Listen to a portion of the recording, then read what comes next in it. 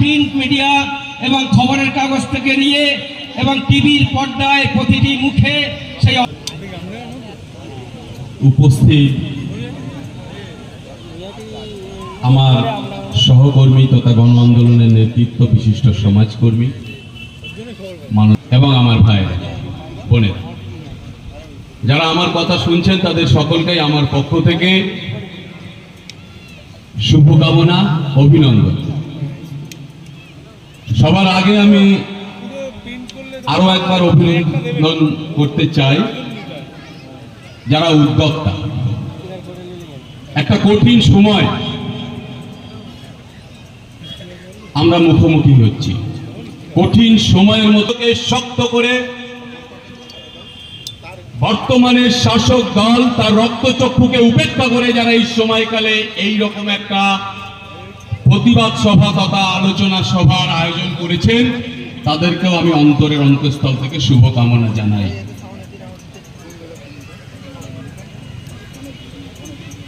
আমরা প্রত্যেকটা ভারতবাসীকে এইভাবে ভাগ করতে চাই না, হিন্দু বা মুসলমান এইভাবে ভাগ করতে চাই না। তুমি তৃণমূল বা সিপিআইএম বা বিজেপি, কাশ্মীর থেকে কন্যাকুমারিকা, কচ্ছ থেকে কোহিমা, তামাম ভারতবর্ষের জনগণ আজ আমরা কঠিন সময়ের মধ্য দিয়ে যাচ্ছি। আমরা কেউ জানি না যে আগামীর দিনগুলোতে আগামীর বছরটা আমাদের জন্য কেমন হবে। আমার ভারতবর্ষের নতুন প্রজন্মের ছেলেমেয়ের জন্য আগামীর 5 বছর কেমন আসবে আমরা কেউ জানি না। প্রত্যেক অভিভাবক, প্রত্যেক মানুষ এক ধোঁয়াশার মধ্যে দাঁড়িয়ে। গত এপ্রিল মাসের 3 এবং 4 তারিখে আমাদের পার্লামেন্টের উচ্চ কক্ষে এবং নিম্ন কক্ষে, লোকসভা রাজ্যসভাতে 3 এবং 4 এপ্রিল একটা বিল পাশ হয়েছে। পরবর্তীকালে সেটা রাষ্ট্রপতির অনুমোদনও পেয়েছে। যে বিলটার নাম হচ্ছে unified Waqf management, empowerment, efficiency and development act 2024। একটা পোশাকি নাম। ওয়াকফ সংক্রান্ত একটা আইন করেছে। এই ওয়াকফ সংক্রান্ত আইন করার পর আসমুদ্র হিমাচল ভারতবর্ষের মানুষের মধ্যে, বিশেষ করে ভারতবর্ষে যারা সংখ্যালঘু মুসলিম সম্প্রদায়ের মানুষ, তাদের মধ্যে একটা বিরাট আলোড়ন সৃষ্টি হয়েছে এবং বহু রাজ্যে অমুসলিম সম্প্রদায়ের মানুষ আলোড়িত হয়েছে এই অ্যাক্টে।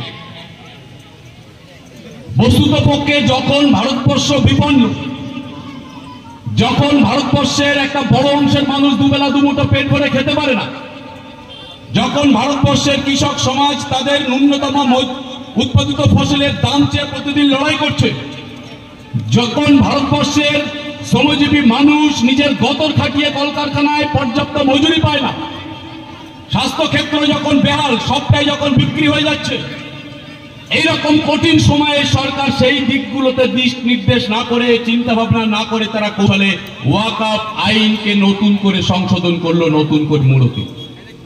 কেন, কি উদ্দেশ্যে, কেন এই ওয়াকফকে নিয়ে তাদের নতুন করে আসতে হলো? এলাকায় যারা তৃণমূল কংগ্রেসের ভক্ত আছেন, বিগত নির্বাচনগুলোতে যারা সাধারণ মানুষের ভোটাধিকার লুট করেছেন, যে সমস্ত সংখ্যালঘু ভাইয়েরা মায়েরা বিগত নির্বাচনগুলোতে একেবারে মসিয়া মনে করে মমতা ব্যানার্জিকে সমর্থন করেছেন, দুহাত তুলে আজকে আমি আপনাদের কাছে বলতে চাই যে এই ওয়াকফ সম্পত্তি, এই ওয়াকফ যেটা বিগত বহু বছর ধরে নবীজি সাল্লাল্লাহু আলাইহি সাল্লামের সময় থেকে এই ওয়াকফের ধারণা, জনৈক ইহুদি ব্যক্তি তিনি যখন ইসলাম ধর্ম গ্রহণ করেছিলেন, নবীজিকে 7টা ফলের বাগান উপহার দিতে চেয়েছিলেন, তখন তিনি বলেছিলেন ইসলাম ধর্মের উন্নয়নের জন্য একটা সংগঠন তৈরি করে এই সম্পদটাকে তুমি ব্যবহার করো।